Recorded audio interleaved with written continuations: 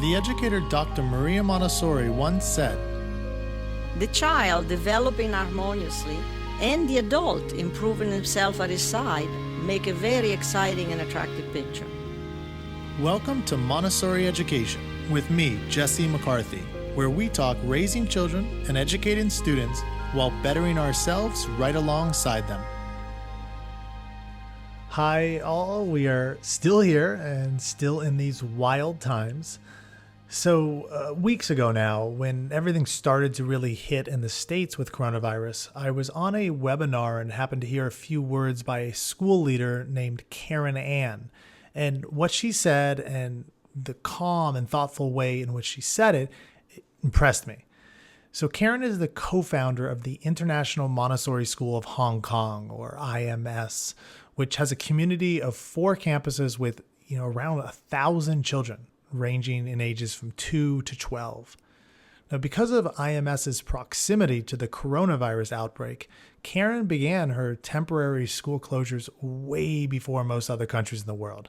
For instance, well over a month before the United States. So she is among the earliest to tackle the whole, virtual learning challenge. Now, I've found Karin to be really with it in adapting to our times, and particularly in managing school and home relationships. So I thought, why not see about getting her on the show for a discussion? And happily, she was gracious enough to agree.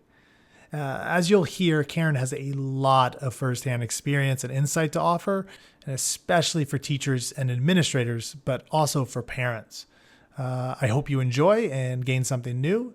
Here we go. All right, Karin, nice to talk with you again. Nice to be here.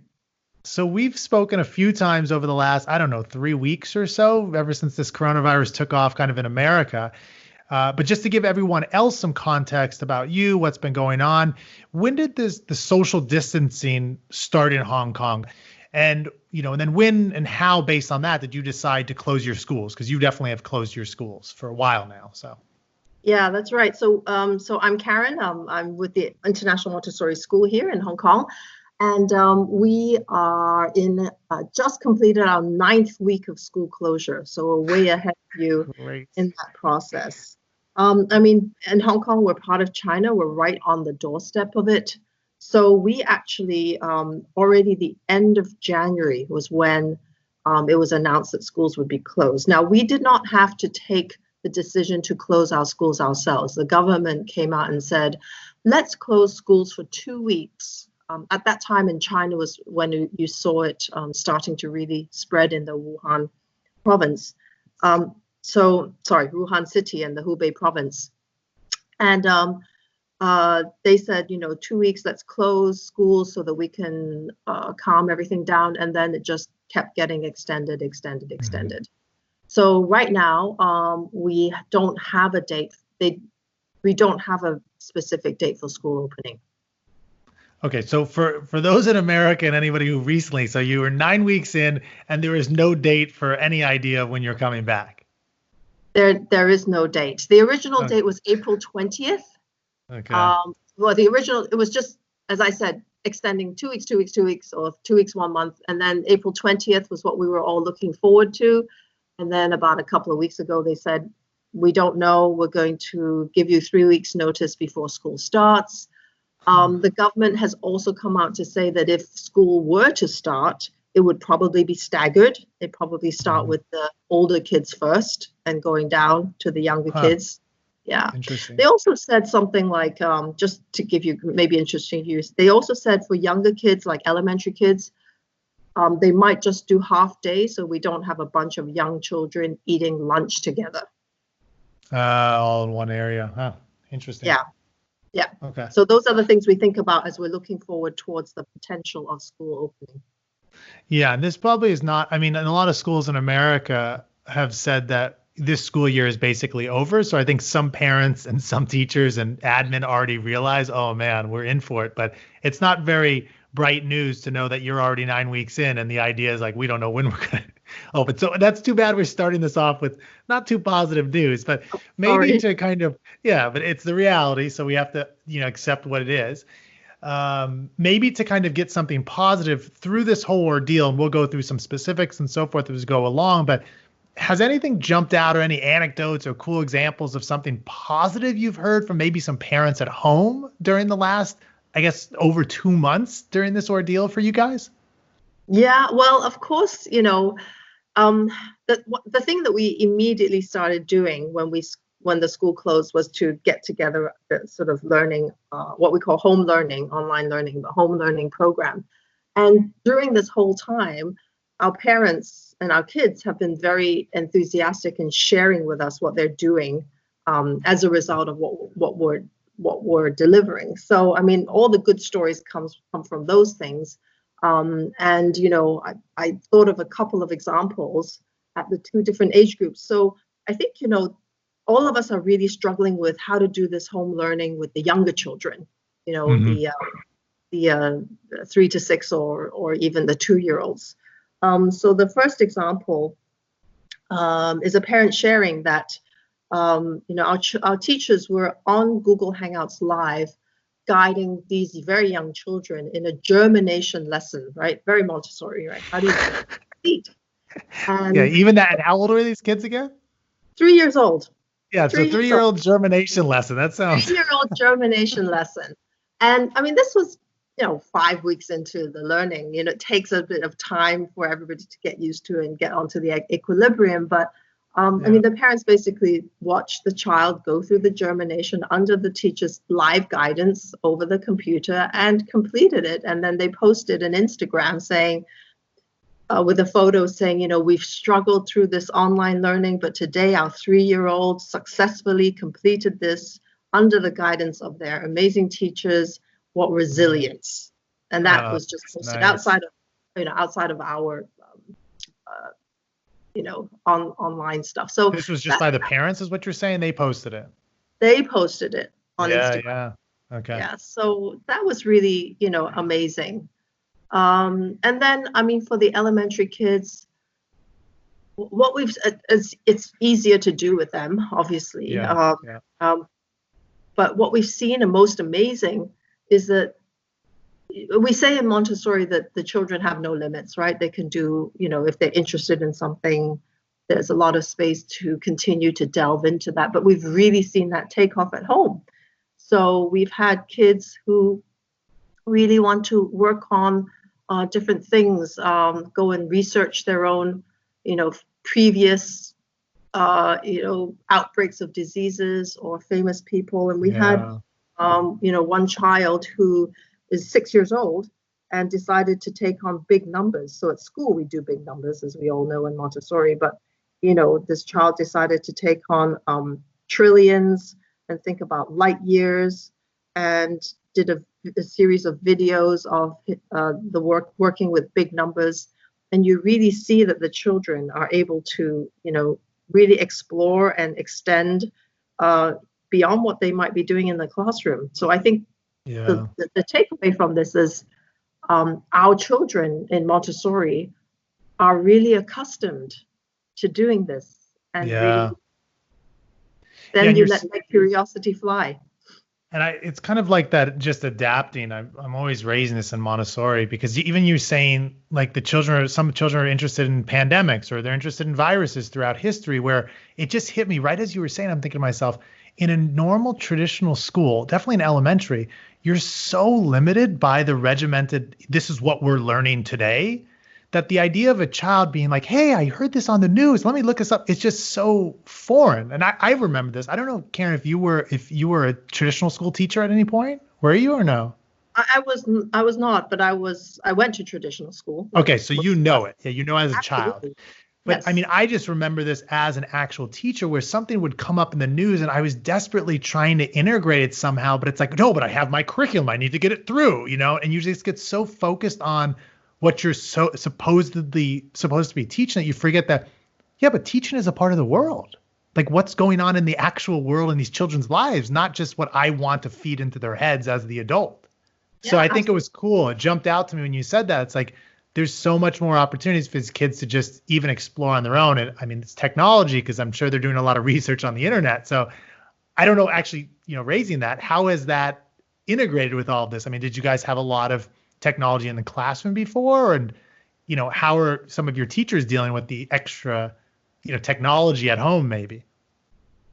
Yeah, so obviously, as a Montessori school, of course, we have the exposure to technology that we think is the right level, but our work is all based on hands-on work in the classroom with the materials. So the shift to technology was a very tough one, and I think that the thing to remember is that instead of saying we're a Montessori school, it doesn't work, online.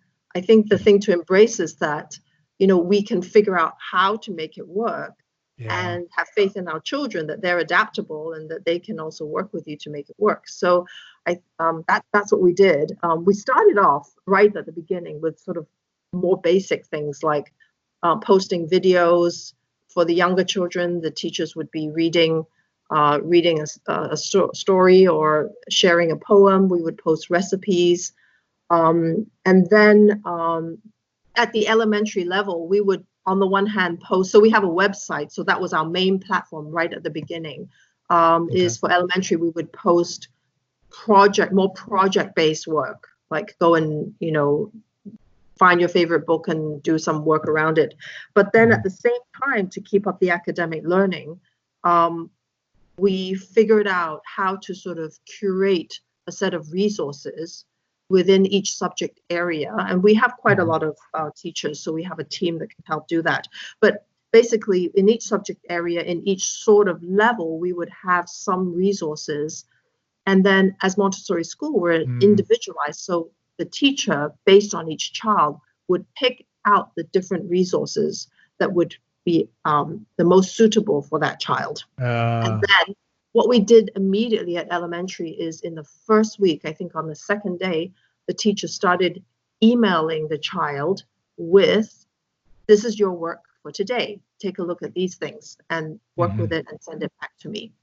So, we have the ability to really individualize.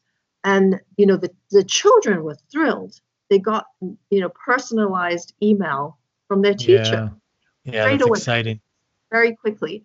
So that was our first week, and that really got people motivated. The other thing that we really found that our parents liked, and I don't know, many of you are parents out there, I don't know if you've seen this, is, we started to have a series of videos reading on our posting, and one of our teachers read fiction, but one of our head of one of our campuses, he took a nonfiction book and every time read something about that, which really sparked the children to go and find out more. He read a book called If.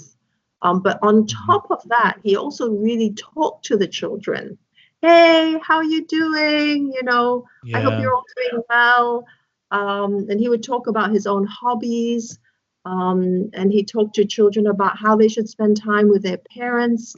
And take care of your parents because your parents are working and trying to work with you as well. This was more for the personalized. It was the children responded so well. Every day they looked to Mr. Broomfield's time, and I felt that was a touch that he made that just really brought people together. Yeah, I wonder how much, because in Montessori, the relationship between the teacher and the child is usually one of real. There's a person, I don't know how to put it. There's a connection. There's a personal connection there that oftentimes in more traditional schooling it's just not there. But what you just said, I think people are seeing this, and I'm hoping more teachers, even outside of Montessori, are sharing more about their personal lives. Oh, here's my dog behind me, that type of thing. And it's not surprising that children are really perking up because it's like, oh, my teacher's a human being. It's like he's a real person. Yeah, absolutely. So there's something wonderful about that. And then, on a very practical end, what you mentioned about curating sources on the internet. So that's what's fascinating, because I remember this is like, there's one thing where you say, oh, children can be free and just go explore, but it's kind of that freedom within limits. Because if you just say go explore on the internet, I don't care what age you are, even if you're 14, it's overwhelming. There's too much. So I like that you're saying you did some work to kind of curate and say, here are a few different resources within these. Which one would you like to use or something like that? Is that basically what you're saying? We did that, but we also created our own materials by level. Yeah. So it's a combination of both. We also, for the upper elementary, used Khan Academy for those children as well.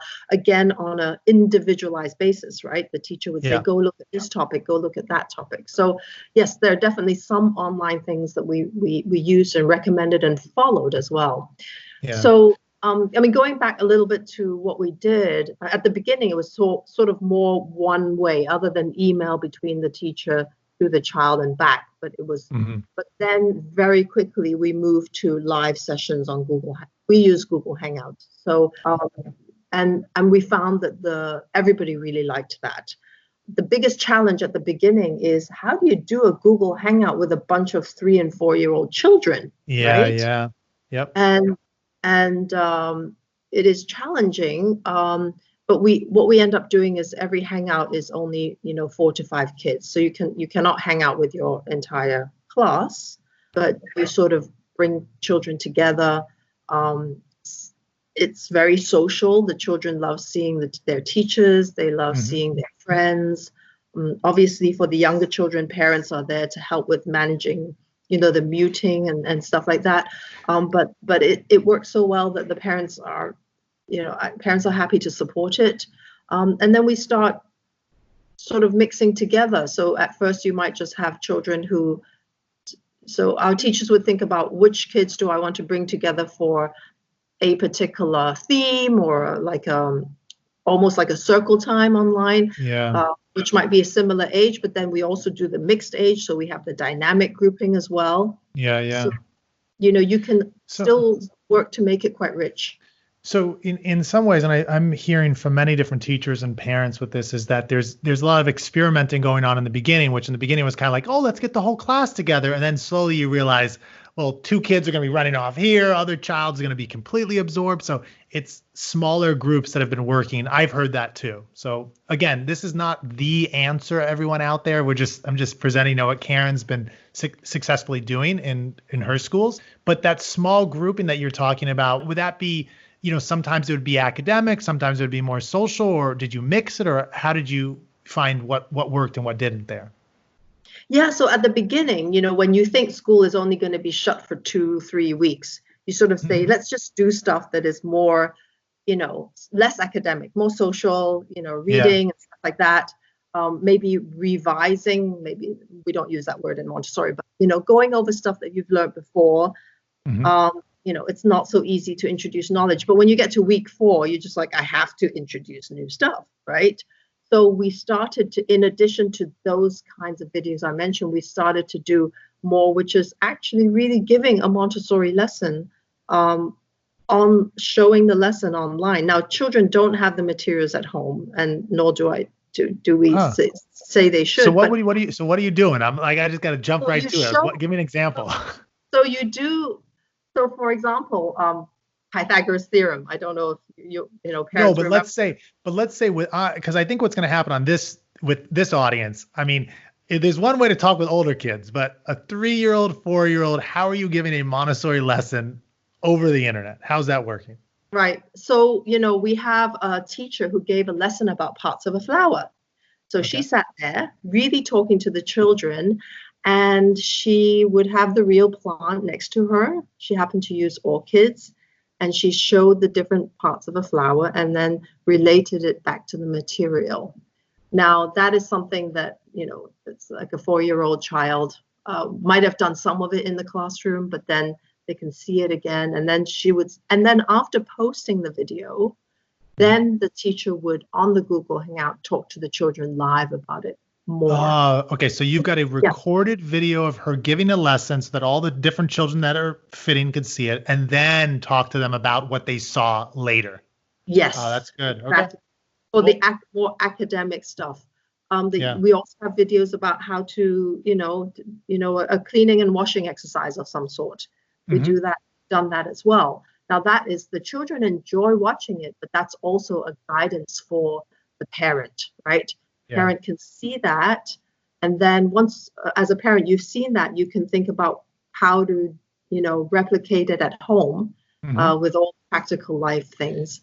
In addition, I mean, one of the things that we've done also is do some videos which are specifically for parents. So, for example, what is a sound game? To a parent, you've heard sound games in Montessori, but how do you help a parent understand how we do sound games? And you can do that easily at home, right? Yeah. I Spy, but we do it in a particular way. We've done also Facebook Live for younger children, like the below 3 years old, on what you can do at home and all the challenges around that. So we started off with very much children targeted, but then we thought, our parents need a lot more help as well. Your parents are all at home struggling to do your work and also to figure out, how do I do this at home with my child? And I think, schools being able to give more guidance to parents, easy guidance, quick guidance, is also helpful. And looking back, I would have liked to have done that a bit sooner. So I was going to say, just even you saying that now, it's one thing, because I know I'm going to have there's teachers, there's admin out there, and maybe parents are going to be like, wow, this sounds like a lot of stuff, and I'm not getting any of this, or I'm not doing this. And one of the reasons I wanted to bring Karin Ann on is because they're so ahead of the game. So these are ideas to think of for us in America and other countries that are just we're in this 2-3 weeks, so that we can, take some of these ideas and apply them. And I think what you're saying in terms of parents, I have to imagine parents have reached out, or at least you've heard about how difficult it is for parents to get my child to do something or what. So I think that type of guidance that you're saying, it's not just working with children, but reaching out to parents and saying, hey, how are you feeling about this? Is there any way that we can help you as educators during this time? So it sounds like, did you just do that automatically, or did you get feedback from parents and then did it? How did that happen? Yeah, so I mean, we all know our parents, pretty well as Montessori communities, and so, it's, of course, our teachers are talking to parents a lot, but right away in the first week, we already said to our teachers, you must call your parent this week. So right from the beginning, let's talk, let's get on the same page, understand, and then you can keep that up. So, so I think, we try to set up that habit, if you will, from day one. And then going on, then the other thing we did was, we all have parent-teacher meetings, parent-teacher conferences, we call them here. And we scheduled them to happen by Google Hangout. So we planned ahead so that parents knew that, okay, at this date, whatever it was, 3 or 4 weeks into the online learning, we would actually have a more formal chat about how things are going and talking to parents how it's working. So I think that sort of understanding of where we're heading was helpful. Now, if I may, I just would like to say to all parents out there and teachers as well, you can imagine how quickly teachers have had to come up the curve and how much work this is, because if you're running Google Hangouts in small groups all day long and preparing online content and trying to reach out to your parents, it's really a lot, and trying to just grapple around this new world and having your own children at home. So, how do we try and make sure that the teachers are well supported as well, and creating opportunities for teachers to chat together and collaborate and share is also something that is very helpful. Coming back to the parents, I think the other thing that is helpful is to create opportunities for parents to talk together. Of course, parents do anyway. There are often many WhatsApp groups and stuff like that, but we do bring our class parent representatives together every 2 weeks to chat about how things are going, so that they can also bring to us what they're hearing, the concerns from their parents, and we can also understand those, but also share how we are trying to do our best in these tough times. So just keeping all those avenues of communication working, I think, helps everybody in the community. So what's coming through to me, and I'm kind of straight up, like I'm pretty straightforward with teachers. Like I can tell you in my experience, some of the best Montessori teachers I've ever seen in the classroom are horrific online. So they're very bad with email. They're very, and this could be actually a scary time for them. And I got to tell you, in the classroom, I might want that teacher with my child, but through online, just like you said, there's going to be a major curve. So I think, we're trying to balance between empathy with parents and empathy with teachers and administrators like you. So I love that you're saying parents recognize that curve, but I want to also emphasize that teachers that are listening or administrators are listening, recognize that at the end of the day, parents are going to be thinking about their children. So as much as it's cool that you're growing and developing, we also want to just keep in mind that we want to be figuring out any way that we can provide value to parents. Like Karin Ann, I mean, you have 4 schools, you have a huge amount of staff. It can be very challenging for a smaller school with a staff that's not at all used to being online. So, reach out to people like Karin Ann, myself, anybody who could aid so that you can continue to provide the type of value that Karin is providing to parents. Does that make sense to you, Karin? Yeah, I mean, absolutely. I always think about, we've chatted a few times. We are very fortunate in that we're such a large school, so we do have the resources. But truly, we didn't do online learning before either. So even that part was hard for us. We've got more people to think about it. But we had to figure out, we created guidelines for teachers. How do you set up Google Hangouts, right? It's how do you do the Zoom call? So giving the resources and stuff like that is, but for those of you out there with much smaller schools, which is most typical for Montessori, right? I think the best thing is figure out how to work together so that you're sharing that load together. On the one hand, you're smaller with less resources, but on the other hand, small schools have a very, very close community. We do too, but and that's going to, everybody just band together and get through this together, because schools are a community. It's not the school that's providing, and we make sure that the community moves forward together, all the stakeholders. Yeah, I love that point. I think the emphasis I've been placing definitely with teachers and administrators is like, keep the relationship as strong as you have it in your school. Because if you're not maintaining that relationship, that's really what I know me as a teacher, I know talking to admin and parents, just having that relationship with other human beings that that care about your child and are actually giving something to your child's development, it's huge. So to maintain that and I think you're right, smaller schools are able to do that much easier. It's as you get larger, like your schools, it's harder to maintain that. So one thing I definitely, go for it. I was just going to say, I think, at the beginning, everybody's like, wow, how does this work? Is this going to work? It's so hard to work, especially for Montessori schools. And, one of the reasons I'd like to share our story is that we can make it work. Teachers have faith that you can make it work. Parents have faith that working together, it will continue. Your children will continue to learn. We're 9 weeks into this. And, we've seen a lot of great stories. Of course, there have been challenges. Of course, people find very many things difficult, but you can get there. Yeah. And I think when you're saying this, there's a beauty to the fact that everybody is growing in this experience. Like there's not a human being, young or old, that is not, if you're going to make it out of this, positive, you're going to be growing. Like there's just no way around it. So I love that element of it. So one thing I wanted to ask you, this is kind of what I would call the elephant in the room for some, and this is on both parents' ends and then also administrators and teachers' ends, tuition.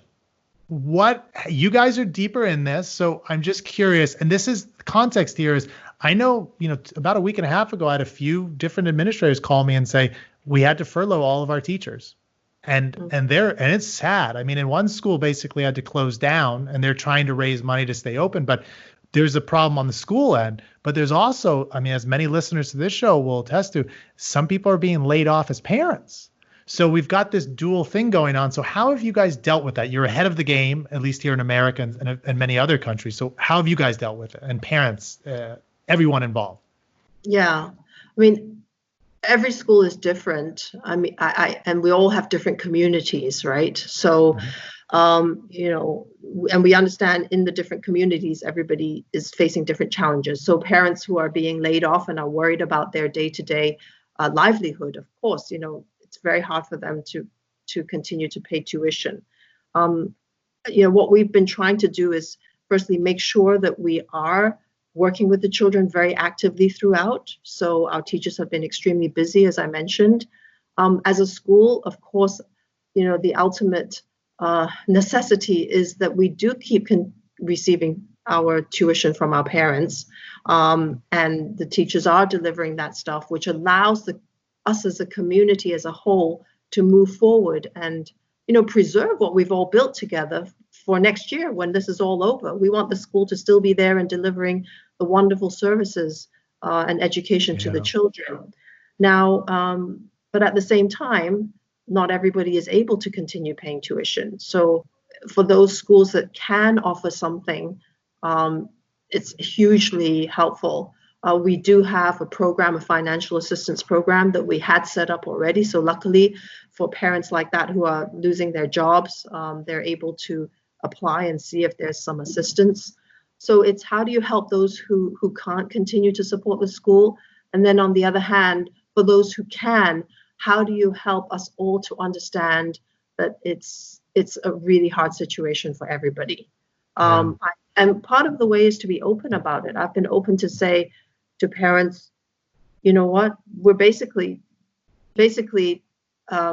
we're between a rock and a hard place. On the one hand, our teachers are working harder than ever to try and deliver the best in this environment to all the parents and all the children, rather.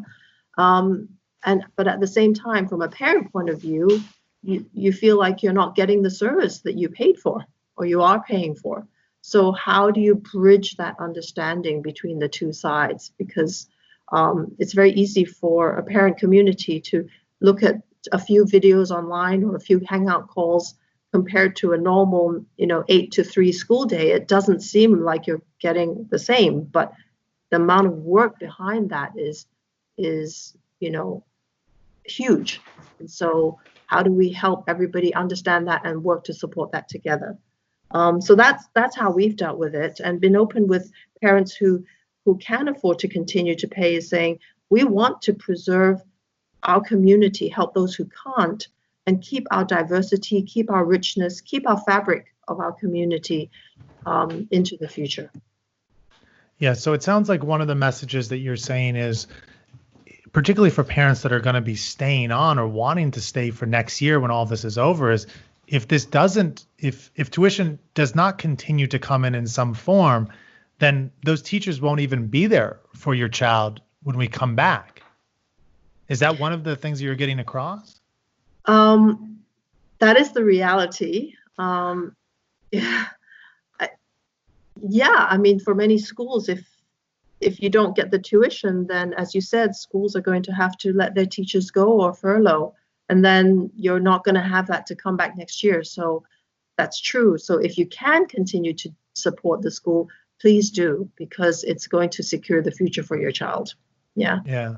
And then the other thing that I think you're really emphasizing is, again, the value that the teachers are actually bringing. So even if it doesn't seemingly, compare to a full day in school, there's a lot of value in keeping that connection and the material and the content that's coming out. It might not be quite as large, but it's real value to your child. Absolutely. And that's why, I would encourage schools to get over the hurdle of this home learning quickly, and so that you really can start having that continued. Okay, so thank you for that. I know it's a touchy topic, tuition and what's going to happen in the future with having your child stay in school, and then as teachers and administrators ensuring that we continue to get tuition coming in. So I appreciate your thoughts on that. Now, to maybe go away on some positive notes, since we're that's kind of the financials of it, which we rarely even delve into. Anything that's been like a big takeaway that you could share with everybody out there, whether it's for parents, for teachers, administrators, anybody, like anything you think is important to share on our way out of this conversation? Sure. I guess I would have a couple of things for both schools and for parents. Okay, So cool. for schools, I think what worked really well with us is keeping in close contact with our key parents.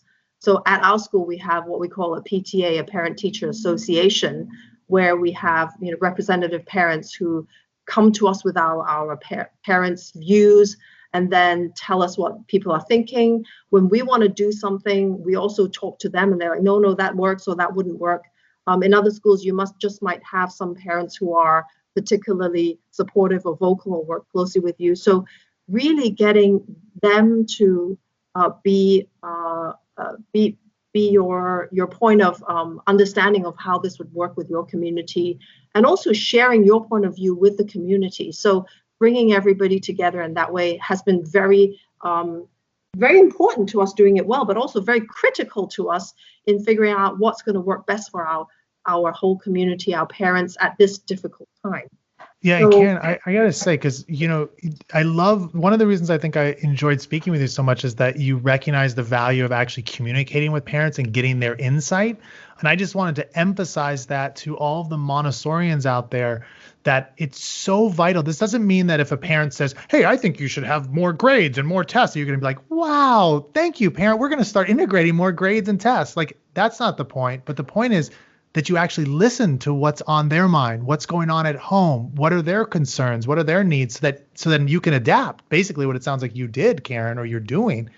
So I just really want to get that point across. I think you're so right on, and just reach out and ask parents for what's on their minds, or what are they thinking, right? Right. And one example of that is we do a survey about the home learning. So we ask parents to regularly come back and say, what do you think of this? What do you think of that? What's working? What's not working? What do you want more of? And we've adapted our home learning program in response to what parents are telling us. So yeah, that's great. That's exactly it as well. One example is that, during the very, very tough time, our main parent representatives, because they talk to us too much, they know we're doing so much. Like, we're thinking about every single opportunity to, add more school days in the future, and we're doing everything, thinking about everything, but they say, but the parents don't see that. So we need to try and help them see that more. And that was a very helpful message for us as well. So, yeah. And then that is so true through my experience. I was, administrating in schools and being a teacher for years. We'd be like, oh my gosh, we're going to do all this for parents. The kids are going to have that. And then we forget, well, have we communicated that? So the parents, if they're blind, if they haven't heard anything, in their minds, it's like, this school's not doing anything. But meanwhile, I've talked to administrative teachers that have been doing so much for getting everything built up, but they haven't communicated their plans for a week to parents. So parents are kind of in the dark, right? So I love what you're saying. It's right on. Yeah. And during this crisis, it's particularly powerful and important. So for parents' side, I mean, as a parent myself, I have two teenage girls. And, we all watch all these videos that get circulated on our chat groups and everything. And I always go away and think about the ones that say, what is your child going to remember about this time, right? That they're going to remember that they had all this time with their parents, that they had all this time to really look into stuff that they were interested in. I'm constantly amazed by my girls that suddenly say, did you know that the king crab has only one predator in the world, and that's human beings, or something random like that. And, I go away and say, this is a time where I actually get to see this side of my child and help them explore that. And, and I often remind myself, let me not lose this opportunity because I'm working so much. So I know we're all struggling, but I really think that taking advantage of this time as an opportunity to do that kind of thing with your child. They're trying to force me to play their favorite game, Catan, which, I'm still. Oh, that's intense. I'm sure Catan we'll get is intense. Yeah. So so from, the life point of view, I think that's what I would say to parents. From the school point of view, I know it's really hard for you guys, and, try to find a point to explain to the school how you're feeling, and, in a way that we can work together on it. Because at the end of the day, if we can do that, we'll all be in a much better place next year. Yeah. And I think you saying that, with the kids at least, how are they going to remember this? But even with us, how am I going to remember how I acted during this?